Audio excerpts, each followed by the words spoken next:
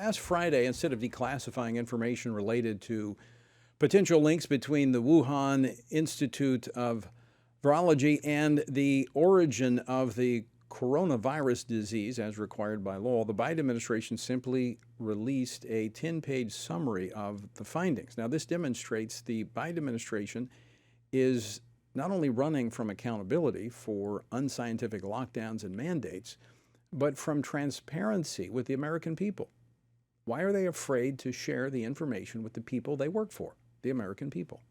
Joining me now to discuss this is Gordon Chang, a distinguished senior fellow at the Gatestone Institute. He's author of The Coming Collapse of China and the Great U.S.-China Tech War. You can follow him on Twitter at Gordon G. Chang.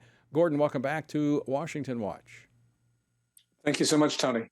So, Gordon, the White House finally released something regarding the origins of COVID after Congress passed a law, but it was a mere summary of their findings, not the intelligence the classified intelligence that was required by the law. Why do you think there's a lack of transparency here? I think the Biden administration doesn't want to anger Beijing. And if they were to release the underlying intelligence, which is required by the COVID origins law of 2023, then we would find out things, and I think Beijing would throw a hissy fit. And that's the last thing that the Bidens want to do. So really what we're having here is the guy in the Oval Office is covering up the greatest mass murder in history, or at least of our times.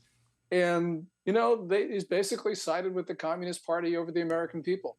And let's remember that COVID has killed almost 7 million people, according to Johns Hopkins, probably more. And of that total, 1.1 million Americans were comprised of that. So clearly, we've got an administration that is more on China's side than it is on ours.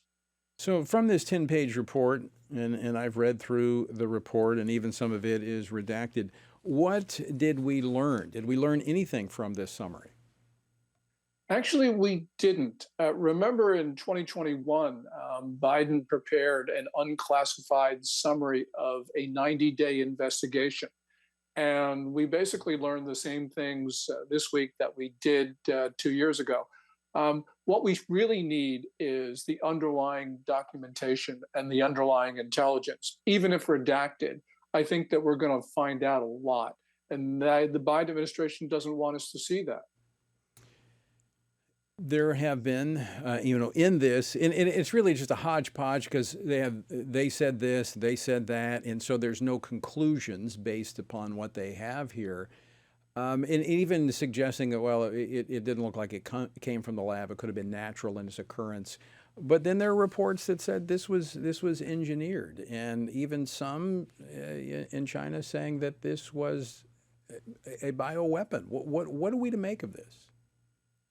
Well, I think it's essentially that the administration is summarizing the evidence because they don't want us to see the underlying documents.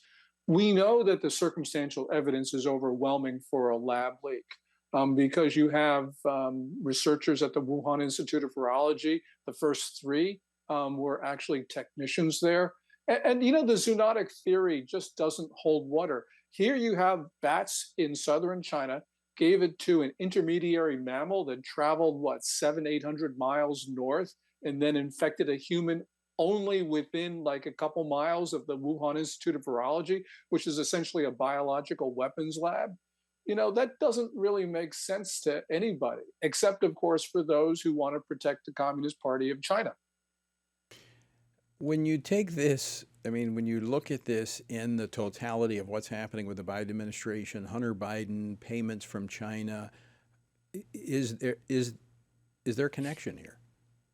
There's certainly a pattern. You have, for instance, an administration that is reluctant to talk about fentanyl in candid terms. We know that China runs a near total or total surveillance state.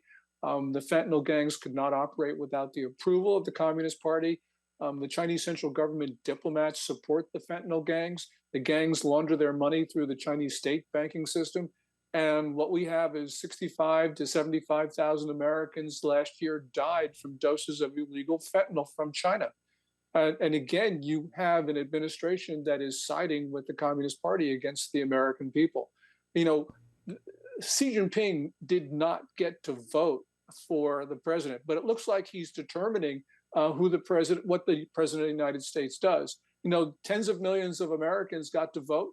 We've been disenfranchised by Biden. So, Gordon, what would you recommend Congress do now? Given the limited information they have in this report, what should be their next step? My next step would be the nuclear one. I would deny all funding for the intelligence agencies until they release the underlying documentation.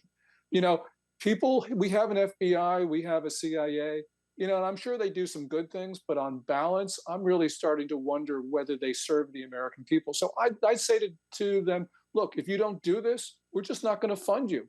This has got to be, we American people have got to make a point that this government is run for us. It's not run for foreign countries, and especially it's not run for our enemy, the Communist Party of China. A final question for you, Gordon Chang. Clearly, I mean, I would agree with you. I think there's an effort to try to cover for China. But is there more here that would undercut our own government's response to COVID and may impact how we deal with these pandemics in the future? Well, we've got to worry about that because we know that Chinese researchers are working on specific ethnic genetic attacks, which are pathogens that will leave the Chinese immune and kill everybody else. And that's what they were working on at the Wuhan Institute of Virology. So we've got to prepare for the next pandemic. We've got to establish deterrence on China so they won't release that pathogen. And, this is mortal. This is an existential threat. So that's why I think extreme solutions are called for right now, because we got our backs against the wall, Tony. And I think that if we were to withhold funding, I think that the Biden administration would have no choice but to release the underlying documentation. I think you're right. I think Congress is going to have to play the hardball with this administration and with the intelligence community. And that's really the only thing that Congress can do. The Republicans in Congress and the House have the purse strings, and they can tighten them until they get answers. Gordon Chang, always great to see you. Thanks so much for taking time to join us today. Oh, well, thank you, Tony. I really appreciate it.